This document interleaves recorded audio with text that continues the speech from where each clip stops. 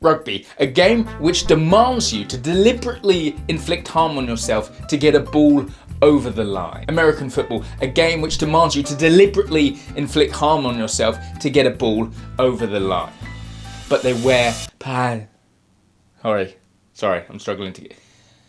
But they wear pads. Sorry, that's the hardest line I've ever had to do. Ever since the dawn of these two sports, fans have been divided, arguing which of the respected sports are tougher. I mean, if we're all being honest with each other, you've got to be slightly nuts to play either of these sports. Voluntarily allowing yourself to essentially be hit by a car 3 to 4 times a game isn't for the faint-hearted, alright? And it would probably usually get you admitted into some sort of psychiatric ward. But if you put some boots on and stick a gum shield in the mouth, that's entertainment. You could literally die playing both of these sports. Death, right? But we still choose to do it. Why don't we all just take up bowling? Bowling's pretty cool. Maybe not. But today, I'm going to try and work out which one is tougher. Rugby or American football? He's out there with a kid like Cameron Robinson and what? When you compare the contact in these two games, you've got to compare a few things. You know, intensity, volume, and how many minutes each tackle takes off your life. And rugby players hit hard, bone on bone, crunching tackles. Each tackle makes you question why you play the game. Rugby, you have to be able to tackle anyone that comes in your way, okay? Or you just play fullback. Tactically miss the last tackle, blame everyone that they got through the defensive line in the first place, okay? Lose the cup, ruin your club's chance of getting any sort of success in the last 120 years. Thanks a lot, Mark. Cheers, mate.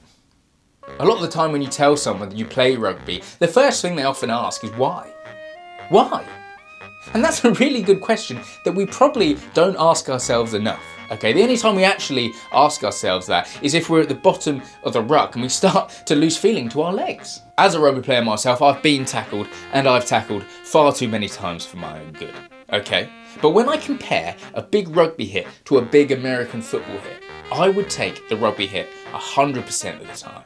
I just don't get it. Okay, some American football players launch themselves into tackles so fast and so hard, they actually look like they want to go to jail for manslaughter. Those pads don't look like they're doing anything, okay? The only thing they look like they're doing is giving a one-way ticket to hell, which is actually a small village in Norway. Quite nice, apparently.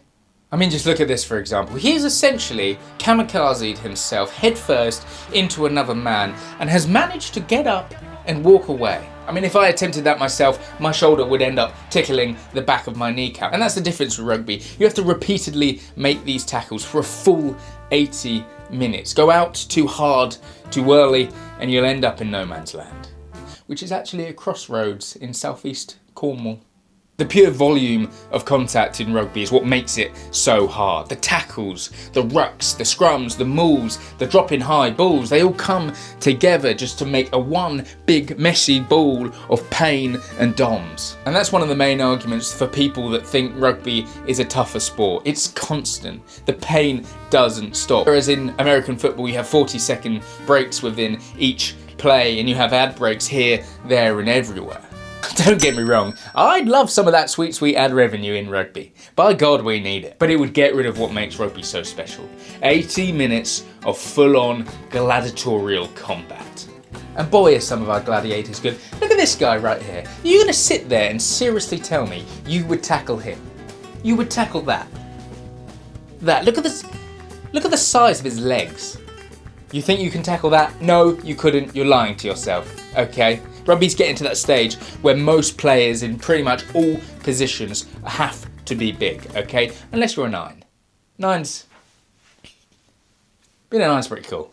Got to pass the ball and then try to tackle. They don't expect you to actually tackle. If you miss the tackle, it's fine. And American football isn't shy of huge athletes as well. Everyone that plays that sport is big and fast, okay? Look at this here. How is that? How is he moving that fast? How is that physically possible? That a man that size shouldn't move that fast. It doesn't work.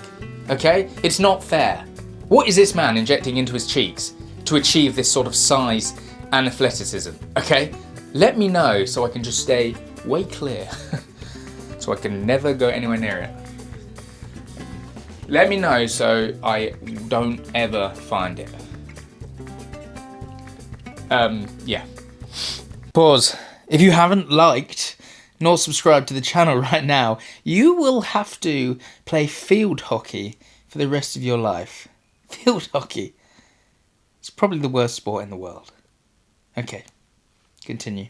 What about we just have one massive wrestling match with the 10 strongest rugby players and the 10 strongest American football players clashing in the middle? I think it would probably destroy the planet, to be honest, but it would be great to see, okay? That would let us decide who is ultimately the toughest. We could even go so far as to host it in Uranus, which is a small town in Missouri. Who keeps writing this stuff? Quite frankly, there is no real objective way to test which is the toughest sport.